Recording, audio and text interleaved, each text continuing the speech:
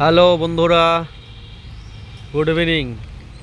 আমরা এখন কলকাতার আলিপুর জেল মিউজিয়ামে এসে পৌঁছলাম। তাই এখানকার কিছু ভিডিও বা এর মধ্যে যা যা কিছু আছে যতটুকু পারবো আমরা ভিডিও করে এটা আমাদের পেজে দেব, এবং কি কি আছে সেটা আমরা চেষ্টা করব সবাইকে দেখানো।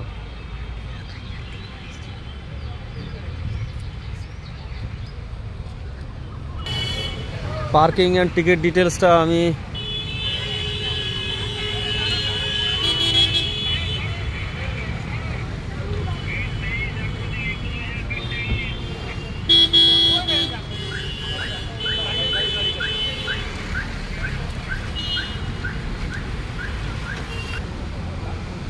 এই লাইট অ্যান্ড সাউন্ডের যারা টিকিট কাটবেন তাদের জন্য এই ডিটেলসটা আমি একটু ভিডিওর মাধ্যমে দিয়ে দিচ্ছি। মঙ্গল থেকে রবি, সোমবার এখানে বন্ধ থাকে। হ্যাঁ, এখানে বিভিন্ন শো ডিটেলসগুলো দেওয়া আছে, যে লাইট অ্যান্ড সাউন্ডের শো এবং টিকিট সেটা এখানে লেখা রয়েছে। টিকিটটা তো আমি আগে দেখালাম, এখানে দেওয়া রয়েছে Tuesday, Wednesday, Thursday, Friday, Saturday, Sunday, Hindi, Bengali, আলাদা আলাদা শো টাইম আছে। এন্ট্রান্সে এটা হচ্ছে কফি হাউস, ফার্স্ট এন্ট্রান্সে। এদিকে লেখা রয়েছে মিটিং, ওয়েটিং পয়েন্ট, টিকিট ঘর, entry for visitors with entry fee 30 টাকা, light and sound entry fee 100 rupees. আবার ওটা দিয়ে কেন করছি? 1906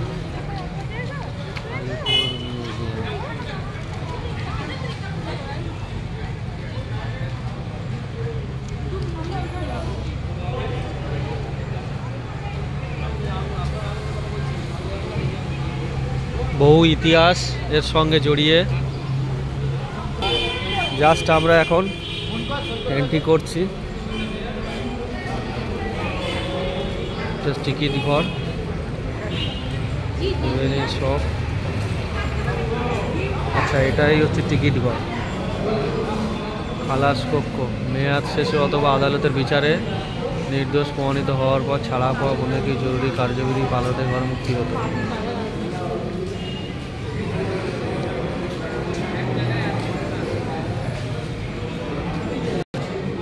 এই হচ্ছে টিকিট ঘর।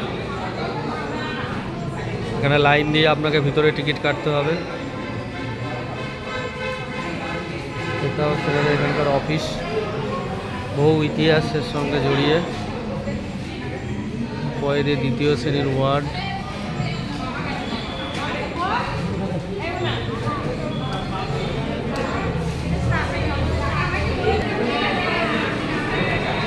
এটা হচ্ছে ঢোকার মুহূর্ত, বহু ইতিহাসের সঙ্গে জড়িয়ে।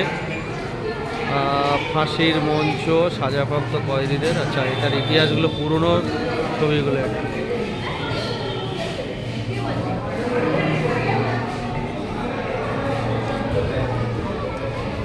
এটার হচ্ছে ফার্স্ট ঢুকেই এইরকম জাস্ট পরিবেশটা।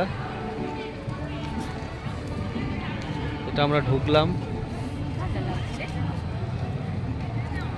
আচ্ছা, উপরে কফি হাউস আছে। আচ্ছা, উপরটায় কফি হাউস এখানে লিখেছে, মানে কেউ এসে কফি খাওয়ার জন্য এখানে।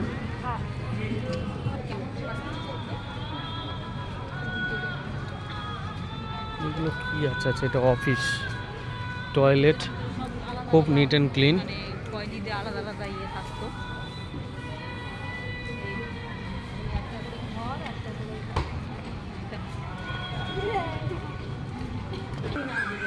এখানে এন্ট্রি ফি আপনার 30 রুপিস পার হেড। 3 বছরের বয়স থেকে আপনার টিকিট লাগবে।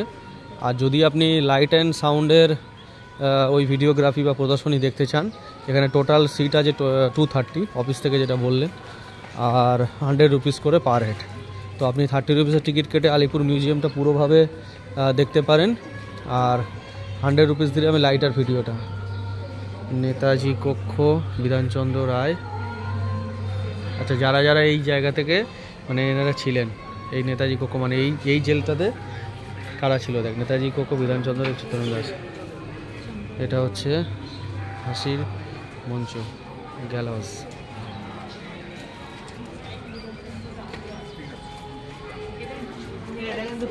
এটাই আমরা জাস্ট প্রবেশ।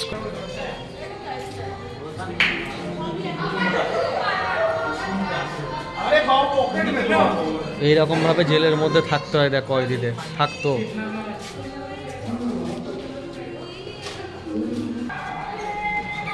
আমরা ধীরে ধীরে ফাঁসির যে মঞ্চ তার দিকে এগিয়ে চলছি। আজকে একটু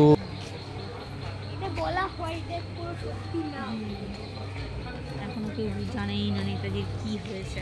ওই নেতাজি ছবি দিয়েছে।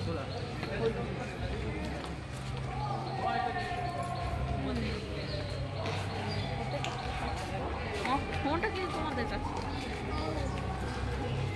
একটু আর হতা। এইটা হচ্ছে স্পেশাল সেল, যে 4 জন স্পেশাল নেতাজি সত্যেন্দ্রনাথ বসু 4 জনের দেওয়া রয়েছে।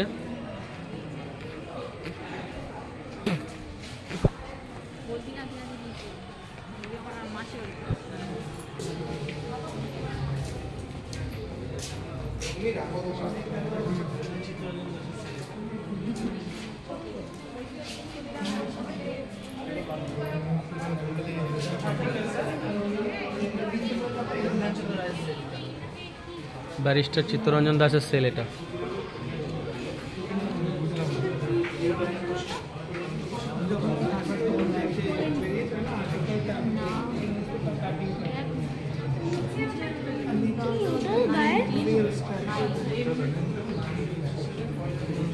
ডক্টর বিধানচন্দ্র রায়।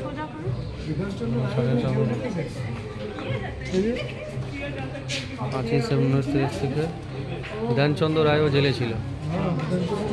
ডক্টর বিধানচন্দ্র রায়।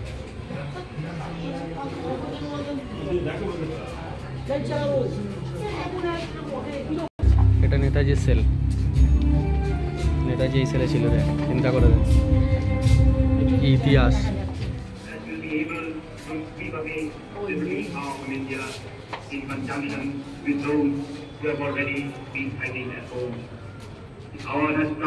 রেকর্ডিং চালানো আছে।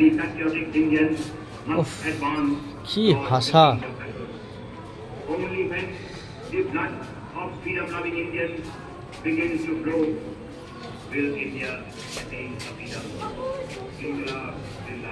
নেতাজি কক্ষ।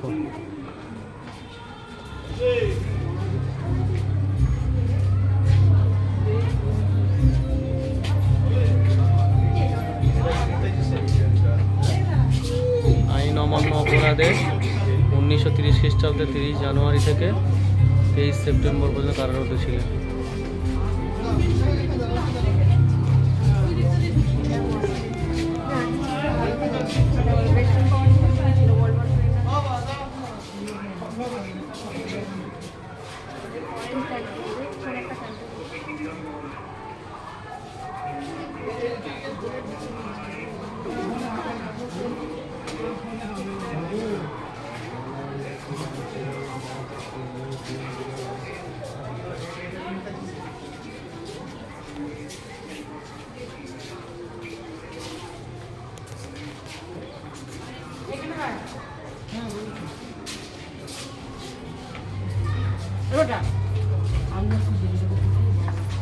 যতীনমোহন সেনগুপ্ত, দেশপ্রিয় সেল।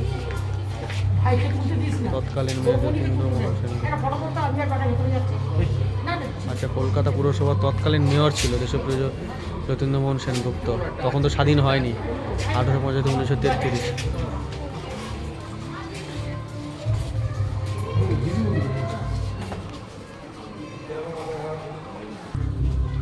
সব কক্ষ দেখেছিস না? এখানে দেখতে পাচ্ছিস সব আলাদা আলাদা থাকবে। স্পেশাল লোক ছিল, বড় লোক নয়, ওরা স্পেশাল কয়েদি। ওদের কি আলাদা রকম? এই কলকাতা পৌরসভার একসময় চেয়ারম্যান ছিল নেতাজি। ওইসব ওগুলো দেখাচ্ছে একই।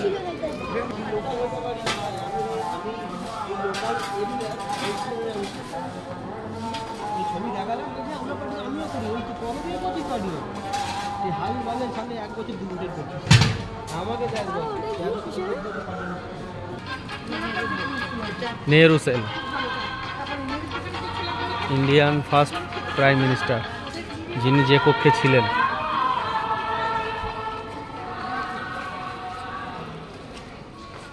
জওয়াহরলাল নেহরুও এখানে জেলে ছিল। হ্যাঁ, নেহেরু প্রথমে ভারতের প্রথম প্রধানমন্ত্রী,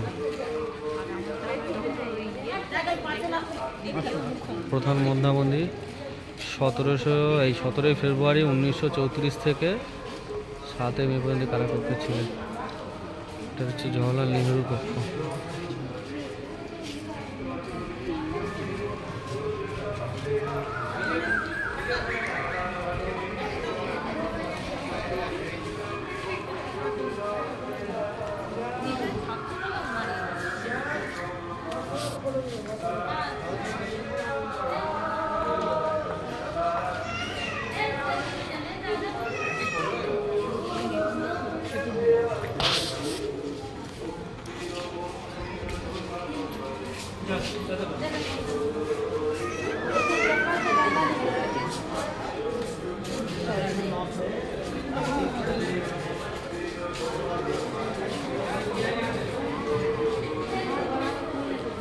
জওহরলাল নেহরুর জন্ম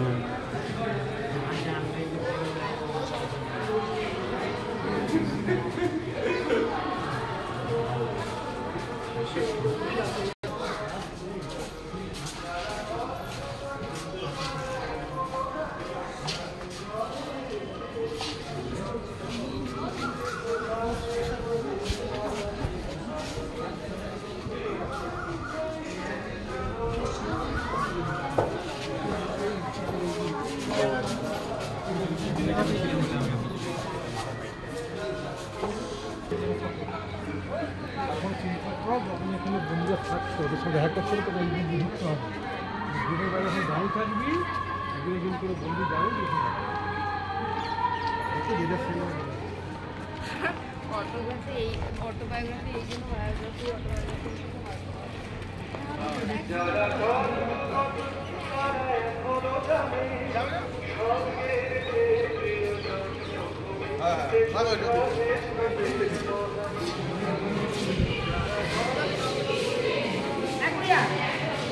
বুড়িয়া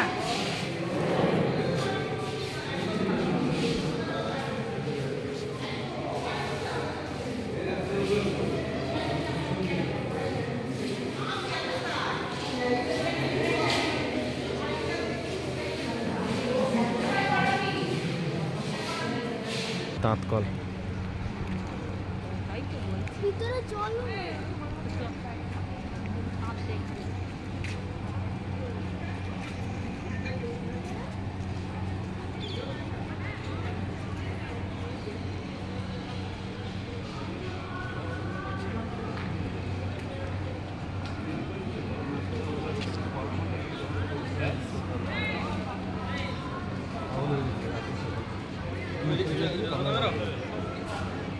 সেটা এর ক্ষেত্রেই তো